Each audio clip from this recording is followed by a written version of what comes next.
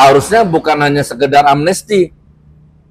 Izin Pak Prabowo ya, tidak sekedar amnesti, tapi ya rehabilitasi, nama baik, dipulihkan nama baik saya, terus kemudian abolisi, harusnya abolisi.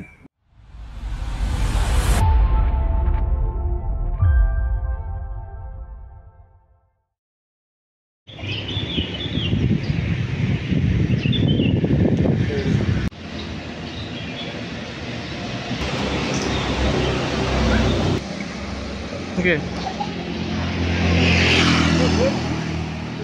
Sehat Mas Wahyu? Sehat, Gus. Betul, salim apa orang? Gus, jenje. Alhamdulillah, ngapunten. Tidak satu. Ngapunten. Oke. Enak tidurnya, Gus. Sarapan belum nih? Yo, belum. Sarapan aja di sini.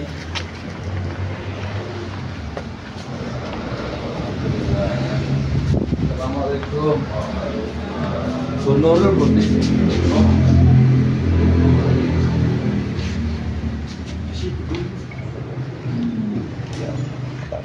Lu cocok. Bu, ini wartawan pulau. Ya, terus Oke. sumringah nek Gus. Masyaallah. Oke, alamat. Nanti dulu mau ngasih buat.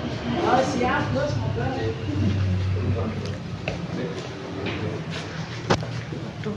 Itu ya. Makasih.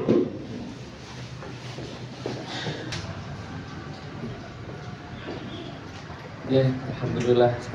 Ribon. Terus bagaimana Gus? Surat amnesti udah dapat? Ya, sampun saya cap 3 jari. Alhamdulillah. Jadi saya tidak perlu lagi absen ke Bapak setiap bulan. Jujur, jadi hari ini saya harus cancel beberapa jadwal di Padang, di Sumatera. 3 masjid saya cancel. Tapi nggak apa-apa, ini juga bagian dari tanggung jawab. Intinya alhamdulillah semuanya berjalan lancar. Terima kasih kepada Bapak Semalang, Bu Nurul, Bu Sofia, dan semua yang ada di sini. Terima kasih atas bimbingannya. Saya keras dikit langsung ditelepon, Gus ojo keras-keras gitu. Alhamdulillah itu bagian dari bentuk kasih sayang beliau-beliau kepada saya. Mungkin gitu, Pribon. Gus, tanggapannya mendapatkan amnesti ini seperti apa? Kan sebelumnya sudah bebas bersyarat juga. Seperti apa? Bagaimanapun harus saya syukuri, walaupun kan kabar ini sudah saya terima waktu saya di dalam, bahkan sudah berproses, sudah sidang TPP apa gitu. Tapi harapan saya ini keluar waktu saya di dalam, harapan saya. Ternyata keluar dulu, baru saya dapat sekarang. Tapi apapun itu, terima kasih, matur suwun. Gus, nanti apakah tetap kritis, Gus? Kritis, insya Allah ya, itu kan bagian dari panggilan jiwa ya, dari dulu itu bagian dari tugas. Pemerintah itu wajib dikritik, sistemnya, pemerintahannya, bukan orangnya. Kalau orangnya tidak pernah ada masalah, tapi sistemnya itu wajib dikritik. Itu biasanya ngeritik DPR, digaji untuk itu. Nah, harusnya saya digaji nih ngeritik pemerintah itu ya. Karena saya sayang sama pemerintah, sayang sama negara Indonesia ini. Gitu Mas. Gus, ngeritiknya nanti tetap seperti yang kemarin-kemarin atau ada cara Yang lain? kemarin kenapa? Yang sangat-sangat keras gitu? Ya hanya dirubah bahasanya saja mungkin ya. Ternyata kan bukan hanya orang lain yang nasihati anak saya, keluarga saya juga menasihati. Gus Nur, Abi kalau bisa tetap kritik tajam tapi ada bahasa yang lebih halus, lebih santun. Oke, saya turut insya Allah. Sehebat-hebatnya laki-laki, sehebat-hebatnya ayah itu harus yang bisa merendahkan egonya di depan istrinya.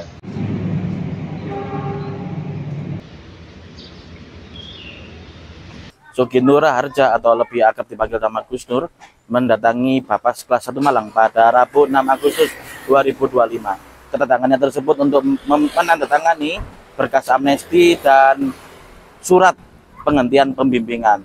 Untuk lebih jelasnya Tribuners, kami berkesempatan untuk mewawancarai secara eksklusif Gus Nur. Berikut. Assalamualaikum. Siap-siap. Waalaikumsalam. Mantap.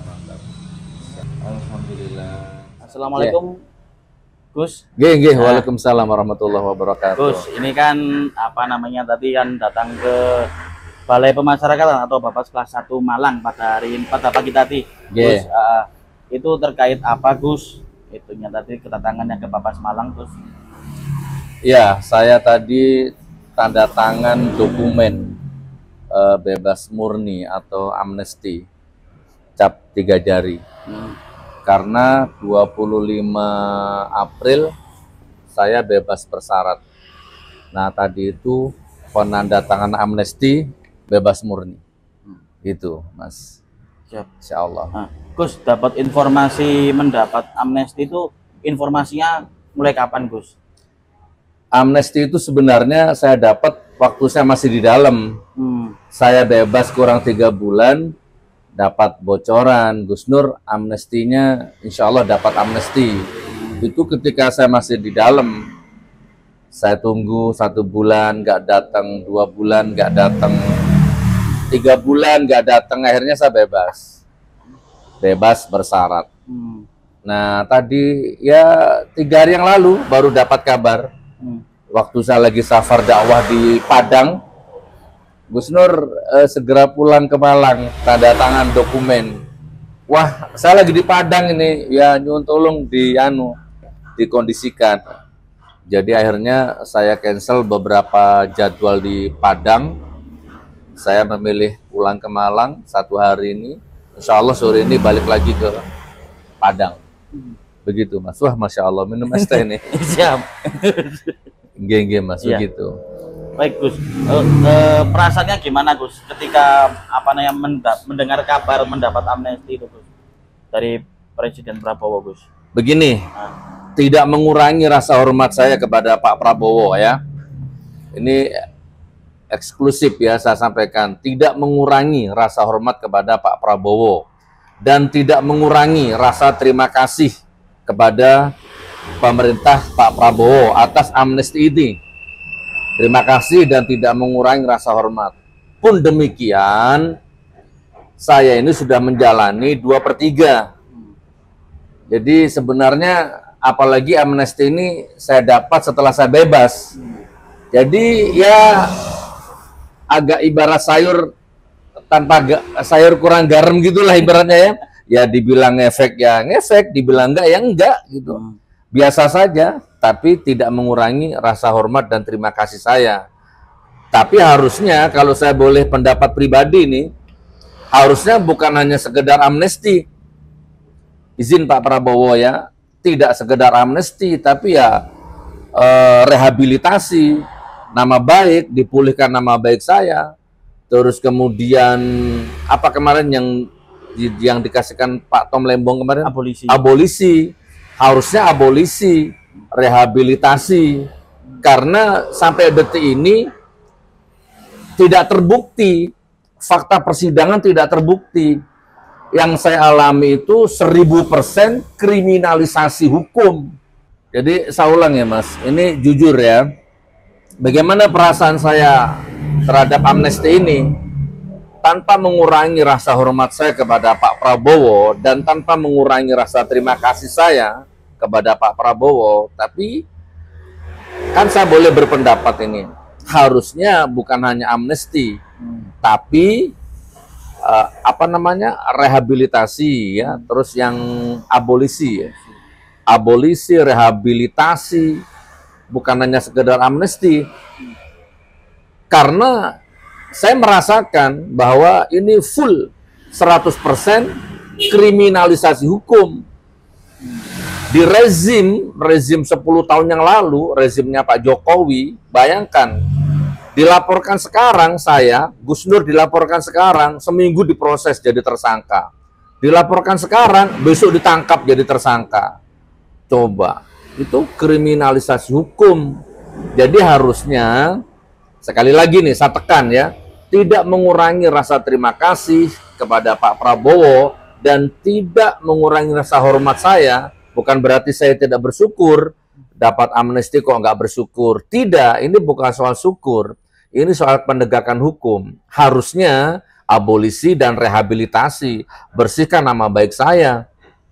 Begitu, itu intinya Mas. Pak, melihat rezim yang 10 tahun yang lalu itu seperti apa sih Pak dibandingkan dengan saat ini? Rezim 10 tahun yang lalu itu Coba jejak digital saya itu banyak di medsos. Laknatullah, busuk, munafik, penipu, pendusta. Pak Hafid, Gus Nur ini. Oh, Masya Allah. Ya, ya. Beliau notaris ya. Sebentar ya Pak Hafid, saya lanjut. Rezim yang lalu itu munafik, pendusta, penipu, laknatullah, perusak. Segala macam tatanan dirusak.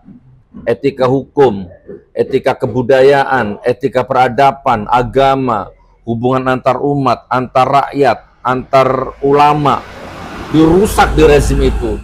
Makanya saya marah waktu itu, 10 tahun yang lalu itu. Dan luar biasa, pengajian saya dibubarkan di mana-mana. Menteri Agama yang waktu itu Gus Yakut, Ketua Ansor, melaporkan saya di Bareskrim.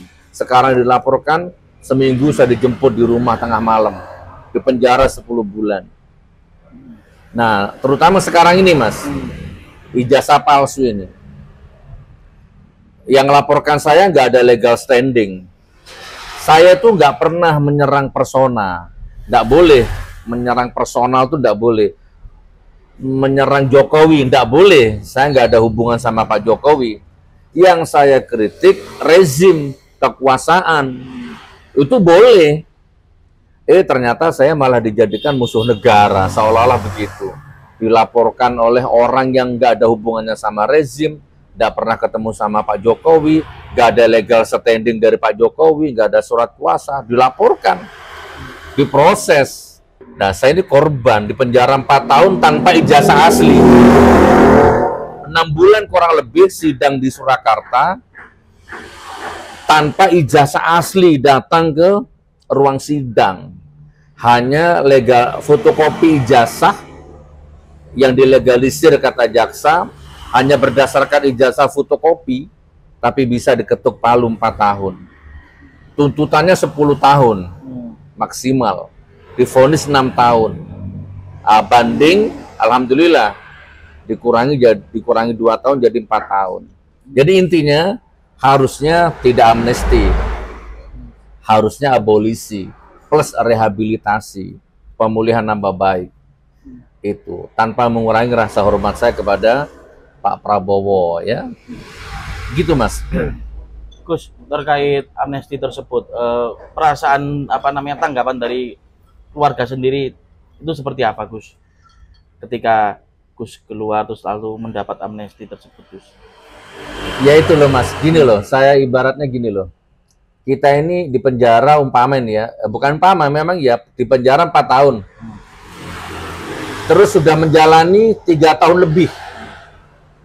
Sudah 3 tahun ya, dari penjara Bareskrim dipindah ke Polda Jateng, betapa capeknya, dipindah ke rutan Makobrimob Surakarta, baru nyampe 1 menit belum duduk di Makobrimob itu Surakarta, tiba-tiba di situ nggak bisa nerima, alasannya penuh, dibawa lagi ke Semarang, bolak-balik PP ya ke Polda Jateng. Di situ saya kurang lebih 2 bulan ya kalau saya tidak salah, baru dipindah lagi ke Makobrimob Surakarta karena proses persidangan dimulai. Ini maksud saya Mas. Intinya saya divonis 6 tahun, banding alhamdulillah dikurangi 2 tahun, jadi sisa 4 tahun. 4 tahun saya ingkrah, sudah menjalani 3 tahun lebih. Tiba-tiba dapat amnesti, ada kabar dapat amnesti. Jadi rasanya ya nggak ada rasanya, sudah menjalani, sudah mau bebas. Kurang 3 bulan lagi bebas. Apa rasanya? Ya udah, penderitaannya sudah lewat. Momentum perjuangan mengelola ekonomi, mempertahankan keluarga, mempertahankan kestabilan sebagai ayah untuk anak-anaknya, suami untuk istrinya, itu selama 3 tahun. Begitu semua sudah stabil, ekonomi stabil, peradaban dalam rumah tangga sudah stabil, baru dapat kabar amnesti. Ya nggak ngaruh sebenarnya. Itu pun nggak turun-turun juga amnestinya sampai saya bebas gitu. Begitu bebas, ya alhamdulillah baru turun amnestinya. Mungkin kalau boleh gini, manfaat yang paling saya rasakan mendekati logika dengan amnesti turun ini mungkin gini Mas. Saya sudah tidak perlu lagi laporan tiap bulan ke Bapas. Absen. Nah, hanya itu manfaatnya ya kan?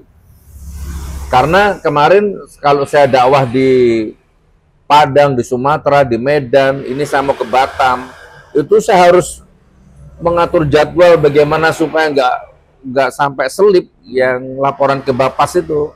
Nah, kalau sekarang kan sudah bebas saya safar berapa bulan sudah nggak perlu mikir laporan lagi ke Bapas. Gitu, Mas. Selama di rutan tuh seperti apa, Pak? Hikmahnya yang apa yang dirasakan, lalu apa aktivitas pada waktu selama di rutan tersebut, Pak? Nah, ini luar biasa ini. Kan saya dijerat pasal Undang-Undang ITE, menebarkan berita bohong, menimbulkan keonaran antar ras, ya, suku, agama, dan golongan. Nah, ini yang lebih ngeri. Saya dijerat pasal penodaan agama. Gus Nur menodai agama. Ngeri ini, luar biasa ini. Nah, kalau pasal penodaan agama, Mas, apapun lah ya, bisa nyuri kota amal, bisa melecehkan Nabi Muhammad, pokoknya wilayah agama. Itu kalau masuk di dalam penjara, Mas, hancur, Mas. Remuk, tidak dimanusiakan. Disiksa, dihajar secara fisik. Nah, tapi luar biasa, saya dikasih pasal penodaan agama. Tapi begitu saya masuk ke dalam rutan, ke dalam penjara, saya nggak hancur. Saya nggak dihinakan, saya dimuliakan oleh teman-teman Nabi, ya kan? Saya dimuliakan, saya ngimami sholat, saya didaulat jadi khotib Jumat. Jadi nggak ada itu penodaan agama itu. Saya tetap bermanfaat, bisa menyebarkan agama, bisa dakwah di situ saya. Alhamdulillah, bahkan di rutan Surakarta, nah ini nanti insya Allah nonton ini ya, Pak Karutannya ini di rutan Surakarta itu. Kebetulan di situ ada masjid. Saya makmurkan masjidnya. Saya bikin acara zikir seminggu 2 kali, Minggu dan Jumat. Seminggu 2 kali zikir, 100 sampai 150 nak jamaahnya. Kita kasih konsumsi, kita kasih makan, seminggu 2 kali. Nah, jadi bermanfaat, intinya bermanfaat, alhamdulillah.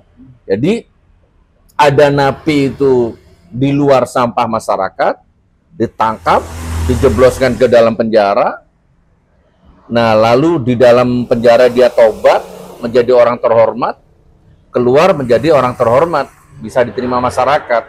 Nah, begitu juga saya, alhamdulillah. Di luar saya sibuk dakwah, ya sebagai ustadz, ditangkap, masuk ke dalam, tetap jadi ustadz. Walaupun distempel penoda agama oleh polisi, ya. Tapi alhamdulillah, dari saya bebas tanggal 25 April sampai detik ini, saya belum istirahat, Mas. Ya, Surabaya, Malang, Padang, Solo, Bukit Tinggi. Besok saya ke Pekanbaru. Ya kan, Pekanbaru seminggu, lanjut Batam, Kalimantan Timur, Aceh. Saya belum istirahat. Ah, gitu kurang lebihnya, Mas. Gus, ini kan tadi kan setelah mendatangi Bapas, tadi kan pihak Bapas kan menyampaikan bahwa tetap akan berkomunikasi dengan Gus. Nah, itu seperti apa? Itu iya, alhamdulillah. Jadi ada hikmahnya. Tadi Bapas mengajak kerjasama dengan saya, dengan yayasan saya, mengajak kerjasama membina napi, baik yang bebas bersyarat ataupun yang ini, Mas, masih dalam tahap apa sih tadi itu bahasanya ya, hukuman sosial. Jadi ada napi yang dihukum sosial, bersih-bersih masjid, bersih-bersih pesantren. Nah, itu kita nanti yang membackup. Ya, kita akan membackup secara moral dan material insya Allah di masjid saya di Singosari sana. Itu seperti apa nanti, Pak? Itunya mungkin pengembangannya nantinya. Ya, napi-napi yang bebas bersyarat atau napi-napi yang masih perlu bimbingan rohani, dan napi-napi yang hukuman sosial tadi itu diarahkan ke sana, ke yayasan sana untuk ya bersih-bersih masjid, ngimamin sholat, belajar ngaji, adzan, marbot gitu kan, kurang lebih seperti itu, insya Allah. Siap. Gus, terkait ini sendiri Gus, kan udah apa namanya udah mendapat amnesti, terus mungkin aktivitas setelah dari situ seperti apa Gus? Nantinya Gus, ke depan, rencana ke depan. Kalau saya jawab secara hakikat, secara hakikat, saya manusia yang tidak punya rencana. Saya itu manusia yang tawakal saja kepada Allah. Manut dalane Gusti Allah gitu ya. Terserah engkau ya Allah, mau engkau bawa kemana, mau engkau semayamkan di mana, mau engkau berikan progres apa untuk saya manut jenengan gitu ya. Jadi, tapi ya intinya tetap di ini, ya dakwah ini sama fokus menyelesaikan masjid itu. Saya bangun masjid, belum selesai, ditangkap. Jadi pembangunan masjidnya mangkrak 4 tahun. Jadi saya ke Singosari, di desa Kelampok ya. Saya masuk ke sana, waktu bebas itu saya ke sana udah nggak bisa dimasukin. Karena rumput, nggak bisa masuk, bangunan tua ya Allah. Akhirnya saya genjot sampai detik ini sudah 3 bulan, sekarang sudah bisa dipakai sholat Jumat, bisa dipakai Jumat berkah. Ya, hanya itu kegiatan saya, nggak ada lagi. Kalau untuk dakwahnya sendiri, Gus, itu seperti apa Gus nantinya Gus? Konsepnya, terus nanti materinya yang di dalam apa namanya dakwah itu seperti apa Gus? Kan ada kejadian seperti ini gitu. Ya, alhamdulillah. Dulu saya pernah dakwah dalam kubur. 2001, 2002. Bukan. Iya 2002. Jadi berapa tahun sudah Mas? Kalau sekarang 20 tahun. Tahunan, iya Gus. 2002, 2003, 2004, 2005, terus itu saya dakwah dalam kubur. Masih ada di YouTube itu. Dakwah di kubur hidup-hidup. Materinya seputar alam barzah. Nggak lepas dari sana ya. Lalu saya mulai lagi hijrah dari masjid ke masjid. Ya udah materinya situasional dan kondisional lah ya. Tentang rumah tangga, tentang ekonomi, tentang motivasi hidup kaya tapi berkah. Tiba-tiba lahir rezim yang di mata saya pendusta, munafik, penipu ya di mata saya. Tiba-tiba materi dakwah saya, konsep dakwah saya berubah. Keras gitu, mengkritik koruptor gitu kan, nah, itu sampai seperti itu. Nah sekarang saya sudah bebas ini, pasca bebas ini, ya materi saya tentang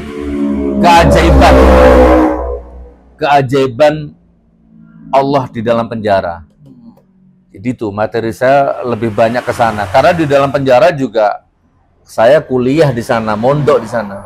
Sejauh retina mata memandang, sejauh gendang telinga ini menangkap suara-suara di dalam penjara, sejauh desir hati ini mengembara, saya jadikan itu kuliah di dalam penjara. Jadi saya tidak di penjara kemarin itu Mas, tapi saya kuliah, mondok.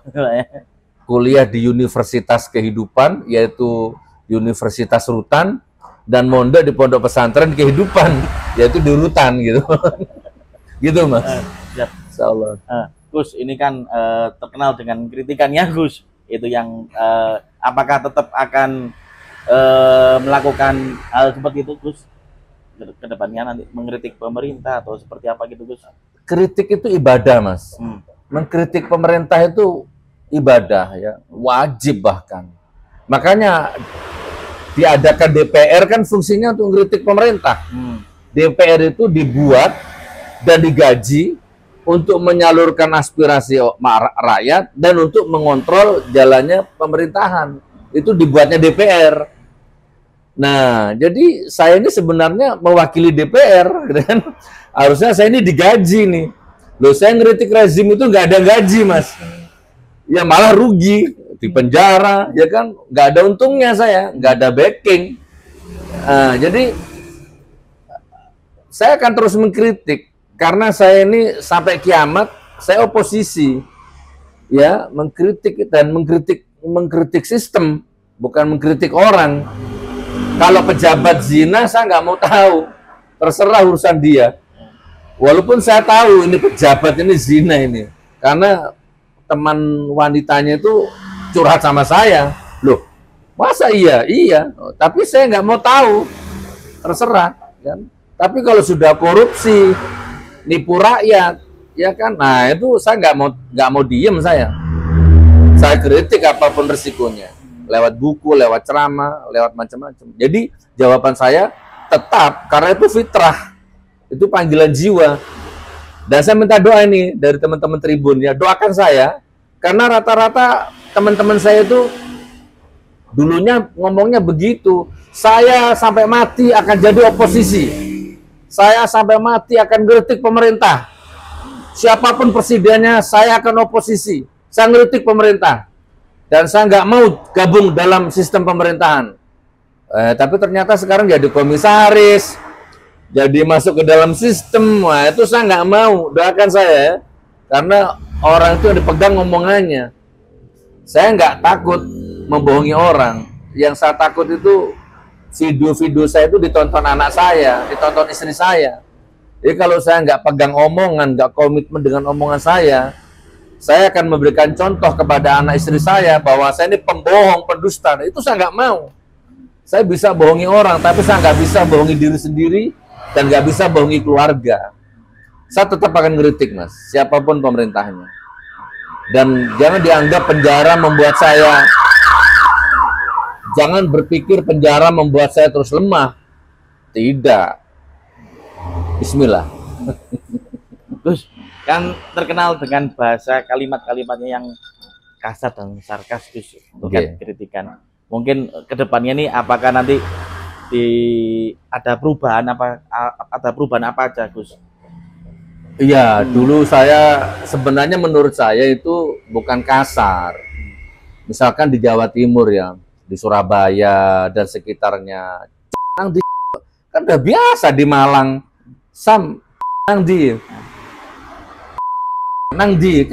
di Jawa Timur kan itu akrab. Kalau kepada orang tua dosa, kepada teman akrab terjadi estetika kebudayaan yang luar biasa. Tapi kalau kepada koruptor malah pahala. Jadi sebenarnya ini dibutuhkan kearifan lokal saja. Itu bukan kasar. Itu kalau ke bapakmu, ke ibumu jatuhnya dosa. Kalau ke teman akrab jatuhnya bisa semakin akrab. Kalau ke koruptor jatuhnya dapat pahala. Ini ya koruptor, pahala itu. Nah, tapi ya sudahlah, saya harus merendahkan ego. Ada jamaah yang pun Gus, boten sandamel kata-kata, ada anak saya juga, ada istri saya, dia pun enggak usah kata-kata. Ya kayaknya sih nggak ada salahnya saya rendahkan ego untuk menerima masukan anak istri dan menerima masukan jamaah. Kalau saya nggak ngomong kata-kata lagi, bukan berarti saya takut. Ya, ini lebih menghormati keluarga. Anak saya juga semakin lama semakin besar, menghormati jamaah. Tidak dalam rangka takut.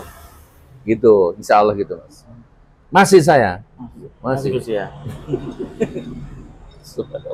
Apa lagi? Mungkin terakhir, Gus. Harapannya terhadap pemerintahan saat ini, Gus, seperti apa, Gus? Atau mungkin ada masukan, Gus? Harapan saya sebenarnya putus asa dengan kondisi Indonesia ini. Saya putus asa dan saya malas berharap kepada manusia ya, kepada siapapun lah ya. Harapan saya cuma kepada Allah. Cuman karena ini jenengan tanya sebagai host, sebagai media, ya saya harus menjawab. Harapan saya, di mata saya 10 tahun yang lalu itu rezim yang sangat rusak, rezim penipu, laknatullah, munafik. Jadi harapan saya kalau bisa rezim yang sekarang ini tidak usah lagi dibayang-bayangi rezim yang dulu, tidak usah lagi tunduk menghamba ya kepada rezim yang dulu. Sudahlah, sekarang ini contoh ini Pak Presiden Prabowo, sudah sekarang ini apa namanya, semua instrumen hukum, semua kekuatan sudah ada di tangannya Pak Prabowo ini. Kesempatan, ya saya nggak tahu sih di belakang panggung, kepentingan global, ilmu saya nggak sampai ke sana, Mas. Ya, tapi ini sebagai orang awam, ya sudah, potong leher kayak koruptornya, congkel matanya kayak koruptor itu, kan gitu ya. Jangan dipotong masa tahanannya, potong tangannya, kan gitu. Jangan diampuni koruptor itu. Siapapun, apalagi koruptor peninggalan rezim yang dulu. Ya sudah, masukkan ke lubang buaya situ, biar dimakan buaya. Gitu maksud saya, itu harapan saya ya. Indonesia ini bebas korupsi, hukum mati korupsi, rampas aset semua koruptor itu. Jangan pajak rakyat yang terus dinaikkan, harta rakyat yang diincar, jangan. Rakyat sudah susah rakyat ini, koruptor-koruptor itu loh. Itu harapan saya, Mas. Siap. Ya mungkin dakwanya itu Gus. Di sini rencana kemana Gus? Ke Padang, insya Allah. Ke Padang Gus ya. Iya. Insya Allah, ya, sama doa. Demikian Tribuners, wawancara eksklusif saya dengan Gus Nur, dan dalam wawancara eksklusif tersebut Gus Nur menginginkan untuk nama baiknya dipulihkan lewat tidak hanya amnesti, melainkan lewat rehabilitasi atau abolisi. Demikian Tribuners, Kuku Kurniawan Purwanto dari Kota Malang melaporkan. Download Tribun X sekarang, menghadirkan lokal menjadi Indonesia.